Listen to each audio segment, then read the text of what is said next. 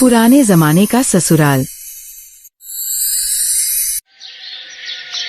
Modern सोच रखने वाली सोनिया रणवीर से शादी कर अपने ससुराल आ जाती है। फिर शादी की अगली सुबह सोनिया देर से सोकर उठती है तो तैयार होकर डाइनिंग टेबल पर आती है, जहां उसकी सास ने कई तरह के पकवान बनाकर उसके लिए रखे हुए थे। सोनिया बहू उठ गई, चल आजा साथ में नाश्ता कर लेते हैं। लेकिन माँ, रूल के अकॉर्डिंग तो आज सोनिया की पहली रसोई है, तो खाना तो उसे बनाना था ना। आज सोनिया की पहली रसोई की रस्म थी, लेकिन शादी के बाद वो आज पहली बार अपने ससुराल में खाना भी तो खाएगी। इसलिए मैंने सोचा क्यों ना मैं और बड़ी बहू मिलकर उसके लिए बढ़िया बढ़िया पकवान बना दें। वो सब तो ठीक है माँ जी, लेकिन ये सब क्या है? पूरी, मटर पनीर, खीर, कोफ्ता, दही भल्ले, ये सब खाना आजकल कौन खाता है? क्या यार, मुझे लगा था आपने आजकल की तरह मॉडर्न खाना जैसे पिज्जा, सैंडविच, बर्गर, चाउमीन ये सब कुछ बनाया या मंगवाया होगा, लेकिन आपने तो ढेरों पकवान न जाने क्या क्या बना दिए। बहू, हमें तो लगा था तुम्हारी माँ नहीं है तो इस तरह का खाना तुम मिस करती होगी, ये खाकर तुम्हें अच्छा लगेगा। नो वे, आजकल कौन ही ये सब खाना खाता होगा? मेरी फ्रेंड्स अपनी शादी के बाद की फोटोज सोशल मीडिया पर डालती हैं तो किसी के यहाँ चाइनीज, किसी के यहाँ कॉन्टिनेंटल, किसी के यहाँ इटालियन, ऐसा नए जमाने का खाना बना होता है, ये पुराने जमाने जैसा खाना नहीं।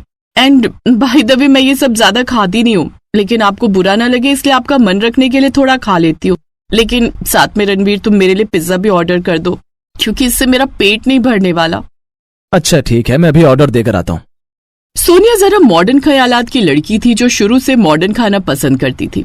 साग रोटी जैसे खाने को तो वो पुराने जमाने का खाना समझती थी। फिर शादी के कुछ दिन बाद, माँ जी नाश्ता तैयार है, आ जाइए।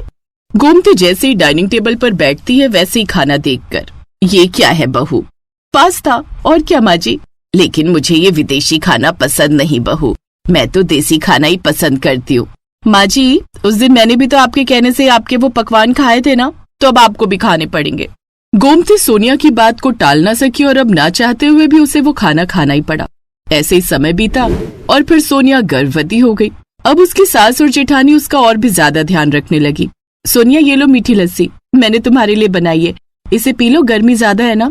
नहीं नहीं भाभी, इसकी जरूरत नहीं है, गर्मी ज्यादा थी इसलिए मैंने पहले ही 2 ग्लास कोल्ड ड्रिंक पी लिए, अब थोड़ा आराम है। लेकिन सोनिया, तुम जानती हो ना कोल्ड ड्रिंक पीना सेहत के लिए हानिकारक है। ओह गॉड, अब आप भी माँ जी की तरह लेक्चर देना शुरू मत कीजिए। एनीवेज, मुझे रणवीर के साथ अल्ट्रासाउंड के लिए डॉक्टर के पास जाना है। फिर ऐसे ही 9 महीने बीत जाते हैं और 9 महीने बाद वो 2 जुड़वा बच्चों, बेटा और बेटी को जन्म देती है। 3 दिन बाद दोनों बच्चों को लेकर वो घर आ जाती है। ये ले बहू, ये घी डालकर दूध बनाया है तेरे लिए, इसे पी ले। क्या, इतना घी वाला दूध? नहीं नहीं, मुझे नहीं पीना ये सब। रणवीर, तुम मेरे लिए रेडीमेड जूस ऑर्डर कर दो, मेरा वही पीने का मन है। बहू, ये सब डब्बा बंद चीजें ना सेहत के लिए अच्छी नहीं होती, ये दूध पी ले। और साथ में ये गोंद के लड्डू भी बनाए हैं, इसमें मैंने काजू, बादाम, कमरकस, किशमिश ये सब डालकर बनाए हैं। इन्हें खाएगी ना तो इससे तेरी हड्डियों को अच्छा खासा कैल्शियम मिलेगा। कैल्शियम का तो पता नहीं माँ जी, लेकिन मोटापा जरूर मिलेगा मेरे शरीर को। पता है इनमें कितनी ज्यादा कैलोरीज होती हैं? एक तो वैसे मेरी बॉडी की शेप बिगड़ गई है, ऊपर से आप ये सब बेकार की चीजें खिलाकर मुझे और मोटा कर देंगी। आप ये सब रहने दो और मेरे लिए सैंडविच बना दो। वैसे भी हॉस्पिटल में रहकर मैं ये सब खा नहीं पाई। बहू, तू क्यों ये सब खाकर अपने शरीर को खराब करना चाहती है? माँ जी, आप बेकार ही टेंशन ले रही हो, कुछ नहीं होगा। अब जाइए, भाभी को बोलिए मेरे लिए सैंडविच बना देंगी। अच्छा ठीक है, लेकिन 1 लड्डू तो खा ही लेना। फिर ऐसे ही अगले दिन, ये ले बहू, खिचड़ी खा ले, ये तेरे शरीर के लिए हल्की रहेगी और पचाने में भी आसानी होगी। हमारे जमाने में तो जच्चा को यही खाने को देते थे। माँ जी, मुझे नहीं खाना आपका ये पुराने जमाने का खाना। कल आपके कहने से लड्डू खा लिए थे ना, उसी से मेरे पेट में गैस बन गई थी। वो लड्डू से नहीं, तूने जो रणवीर से कहकर चुपके से छोले भटूरे मंगवाए थे ना, उनसे बनी है। उस वक्त सोनिया चुप हो जाती है, लेकिन सच तो यही था कि वो ऐसी हालत में भी हेल्दी चीजें ना खाकर बाहर का जंक फूड और अनहेल्दी चीजें ही खाती थी। ये सब देखकर एक रोज उसकी सास ने दोनों बहुओं का किचन अलग कर दिया। अब मॉडर्न खाना खाने वाली बहू अपना खाना ऊपर की रसोई में बनाने लगी। ऐसे ही समय बीता और उसके दोनों बच्चे 7 साल के हो गए। वो दोनों ही स्कूल जाने लगे। आज मैंने तुम दोनों की पसंद की मैक्रोनी बनाई है। वाह, मुझे तो मैक्रोनी बड़ी पसंद है। मम्मी, मेरे लिए तो आज टिफिन भरकर मैक्रोनी रखना। और मम्मी, मेरे लिए भी। हाँ हाँ, डोंट वरी बच्चों, मैंने ऑलरेडी टिफिन भरकर तुम दोनों के लिए मैक्रोनी पैक कर दी है। अपने साथ साथ सोनिया ने अब अपने दोनों बच्चों को भी विदेशी और फास्ट फूड जैसे खाने की आदत डाल दी थी। उसकी रसोई में हर वक्त यही सब खाना मिलता था। एक शाम, मम्मी आज डिनर में क्या बना रही हो? बेटी आज मेरी कमर में दर्द है, इसलिए आज तो मुझसे खाना नहीं बनेगा। तू ऐसा कर, अपने पापा को फोन कर दे, पास के होटल से खाना पैक करवा लेंगे। फिर तो चाउमीन भी मंगवा लेते हैं। रूही रणवीर को फोन लगाती है, वो उसे वो सब सामान लाने को बोल देती है। तभी कुछ देर बाद पार्सल उनके घर आता है। दरवाजा नीचे रह रही सास खोलती है। जी, ऊपर वाले फ्लोर पर रहने वाली मैडम ने मंगवाया है। ये कहकर कुरियर बॉय वहां से चला जाता है। उफ, फिर से बाहर का खाना, ना जाने ये छोटी बहू कब सुधरेगी।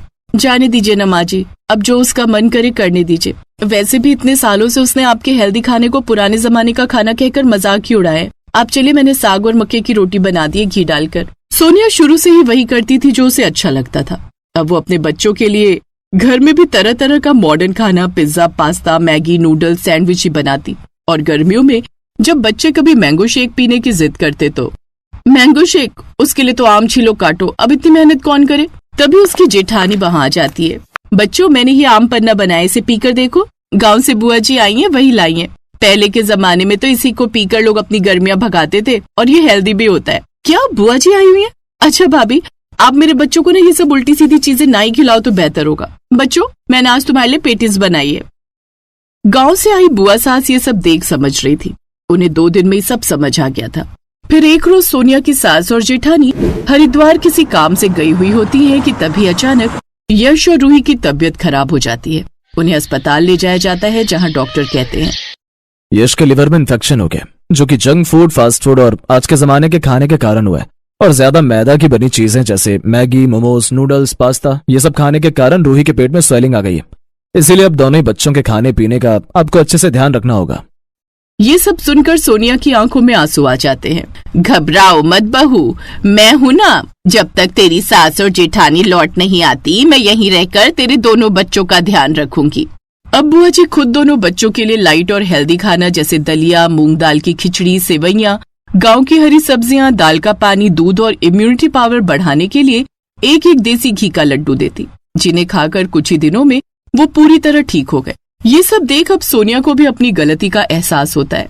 ये वही सब खाना था जो उसकी सास और जेठानी उसे खाने को देती थी, लेकिन वो पुराने जमाने का कहकर उसे खाने से इनकार कर देती थी। लेकिन आज उसी हेल्दी खाने को खाकर उसके बच्चे पूरी तरह ठीक हो गए थे, और उसमें ये बदलाव देख उसकी सास और जेठानी भी काफी खुश थी।